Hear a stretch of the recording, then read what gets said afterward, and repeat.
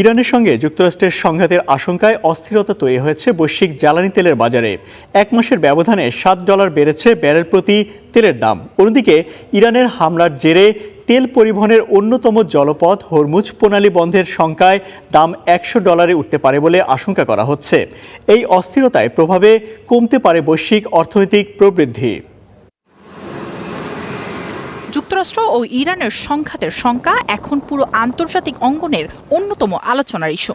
মধ্যপ্রাচ্যের জলসীমানায় সামরিক উপস্থিতি বাড়াচ্ছে ওয়াশিংটন, তেহরান। পরমাণু চুক্তি না হলে ইরানে হামলা করবে পেন্টাগন। এমন অবস্থায় জ্বালানি তেল আমদানি রপ্তানির অন্যতম জলপথ হরমুজ প্রণালী নিয়ে নতুন করে তৈরি হয়েছে শঙ্কা। আধুনিকতায় পরিবেশ বান্ধব গ্রেট ওয়াল সেরামিক।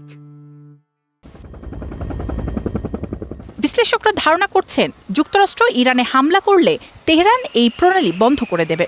পারস্য উপসাগর ও ওমান সাগরের মাঝে অবস্থিত এই জলপথ দিয়ে ইরান দৈনিক 15 লাখ ব্যারেল জ্বালানি তেল রপ্তানি করে।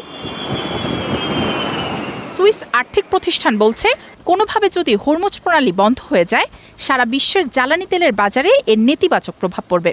কারণ তেলের সরবরাহ বিশ্ব অর্থনীতিতে গুরুত্বপূর্ণ ভূমিকা রাখে। এই রুট দিয়ে বিশ্বের মোট জ্বালানি বাণিজ্যের 27% সরবরাহ হয়। ইরান এই রুট দিয়ে 4% জ্বালানি তেল সরবরাহ করে, যার বেশিরভাগই আসে এশিয়ায়। ইরানে মার্কিন হামলার শঙ্কায় ব্যারেল প্রতি তেলের দাম $64 থেকে বেড়ে $71 উঠেছে।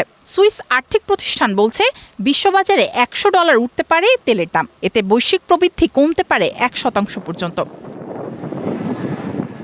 মায়া শিকা রহমান, স্টার নিউজ।